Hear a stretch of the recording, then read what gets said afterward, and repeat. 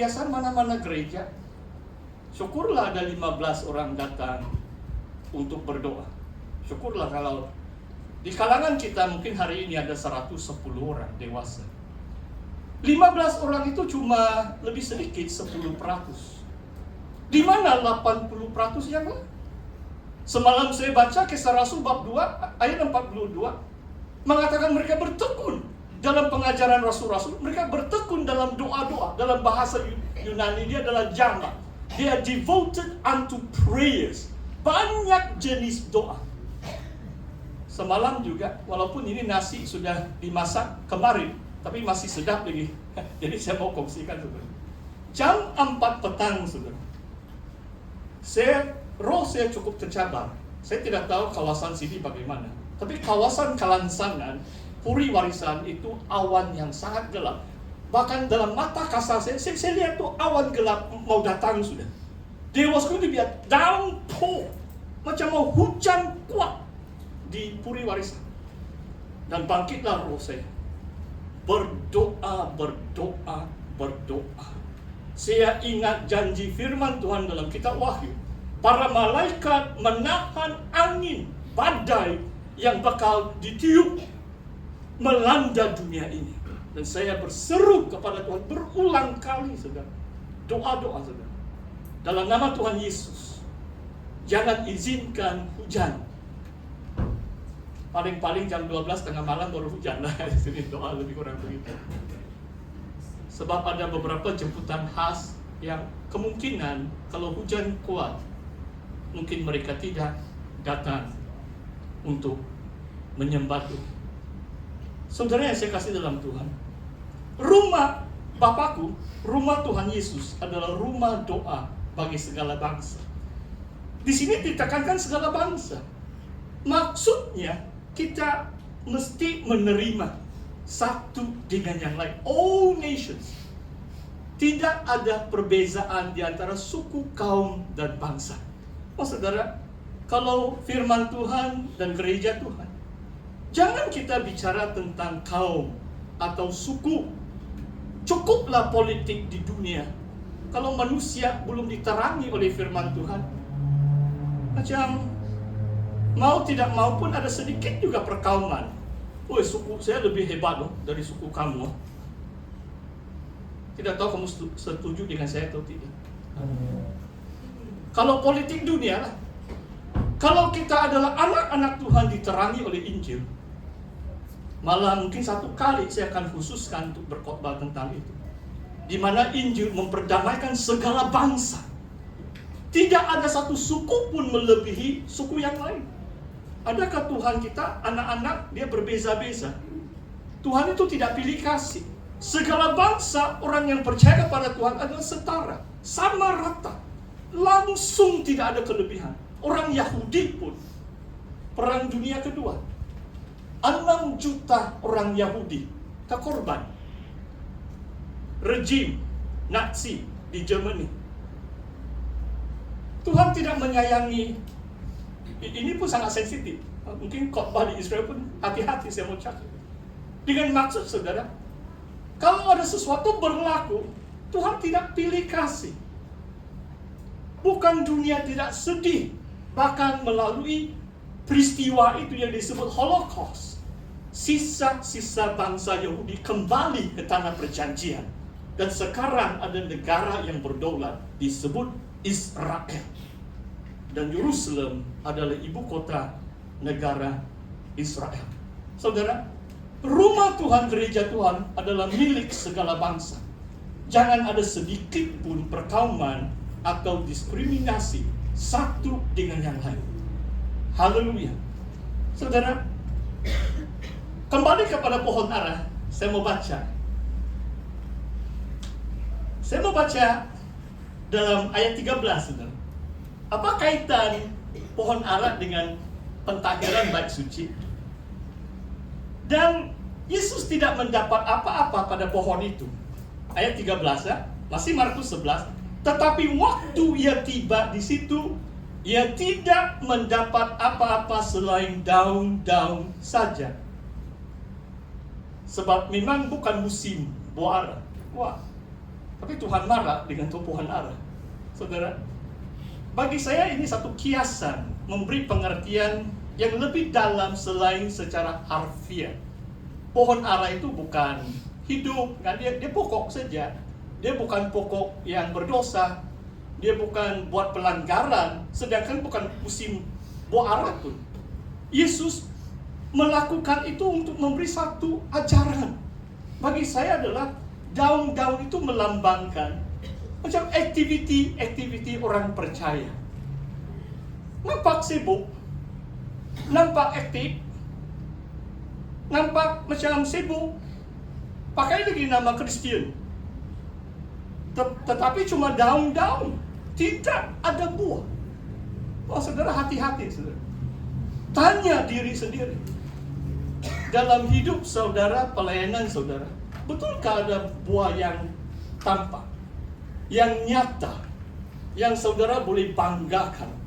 Saudara boleh memuji Tuhan karena buah yang nyata dalam hidup saudara. Bukan kesibukan semata-mata, aktiviti semata-mata. Dan ini pengajarannya. Kenapa saudara? Sebab mungkin orang sedemikian kurang berdoa. Sekarang saya mau baca ayat ini. Kenapa Yesus katakan rumahku adalah rumah doa untuk segala bangsa? Dan saya baca ayat 23. Sesungguhnya, masih Markus 11, barang siapa berkata kepada gunung ini, beranjaklah dan tercampaklah ke dalam laut, asal tidak bimbang hatinya, tetapi percaya apa yang dikatakannya, itu akan terjadi. Maka hal itu akan terjadi baginya. Karena itu aku berkata kepadamu, apa saja yang kamu minta dan doakan, percayalah bahwa kamu telah menerimanya. Maka hal itu akan diberikan kepadamu. Perhatikan ayat 24 saudara. Apa saja yang kamu minta, kamu percaya kamu telah menerimanya. Believe that you have received it. Walaupun tidak bukti, tidak ada kenyataan itu jawaban doa itu nyata, maka hal itu akan diberikan kepadamu. Saudara, pagi ini mungkin pastor banyak mau bersaksi. Kalau saya bersaksi, saya betul-betul percaya itu pekerjaan Tuhan dalam hidup saya. Saya sama saja dengan saudara. Kita ini orang berdosa. Tidak ada kelebihan pastor berbanding saudara Joseph, saudara Julius, atau penutua lama. Tidak ada. Pastor bersaksi bukan pastor pikir saya lebih hebat atau lebih rohani. Tidak, saudara. Tapi saya mau bersaksi supaya jangan kamu pikir perkara ini cuma teori. Saudara, saya alami beberapa kali. Nah, ini tablet ini. Nah, ini kesaksian pasti yang pertama. Nah, ini tablet. Mungkin 3-4 bulan yang lalu, tablet saya yang lama rosak. Dan untuk tengah 2 bulan, saya pakai itu mini tablet. Saya ada itu, masih ada iPad. Okay, tablet. Tapi mata saya tidak begitu terang, macam bongkok lagi mau baca. Jadi saya berdoa lah, Tuhan, ini untuk pelayanan. Bukan saya suka ini device tablet banyak-banyak, bukan begitu. Jadi saya beriman, saya beli iPad Air. Kalau iPad ini Apple ini tiada yang murah-murah begini, 2.399 ringgit. Saya beli sejalan, saya bilang Tuhan, Engkau tahu lah itu. Saya ada 2 kredit card. Kadang-kadang saya beriman, saya hanya tap macam senang. Kredit card nanti ujung bulan mau bayar kan. Siapa yang ada kredit card, boleh kan? Secara jujur. Silakan tangan. Ada? Oh, tidak. Oh ya, jangan. Tengok pastor pun ada 2. Jangan kamu. Ya, kadang-kadang saya beriman sebab saya rasa itu keperluan. Beberapa hari kemudian, seorang teman saya, langsung saya tidak beritahu apa-apa. Saya tidak ada status update. Saya tidak masuk Instagram atau blog. Tidak ada orang tahu saya perlukan tablet. Tapi dia beritahu saya sudah masukkan uang dalam account kamu 700 uang Singapura.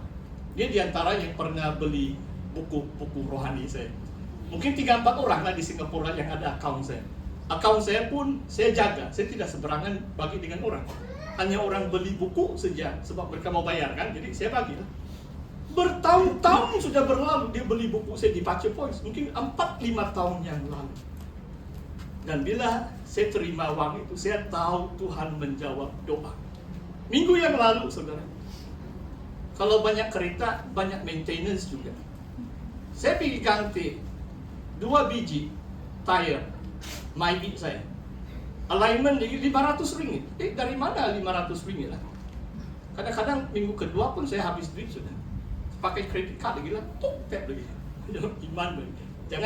Jangan ikut memohon kredit card kalau belum ada. Tapi kalau ada, hati-hati pakai ya. Haleluya.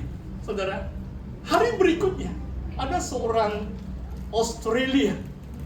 Dia WhatsApp saya. Dia bekas jemaah saya di SIB Likas.